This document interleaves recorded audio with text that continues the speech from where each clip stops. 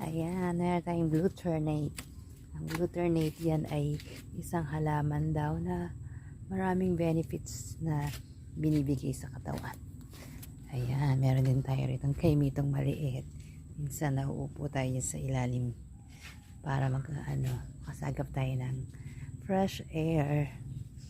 Ayan guys, oh, yung kalamansi. May bunga siya, diba? Ayan. Ayan. Guys, oh. Yan yung aking mga tanim. Kalamansi, may bunga siya. Guys, meron din tayo itong papaya, tumubo siya, oh. Sulakbate. Meron din tayong, ito ay aswete. Ayan guys. Meron mga okra tumubo. Ayan yung ating mga kalamansi, oh. Ayan, oh guys, oh, ang lalaki. Diba?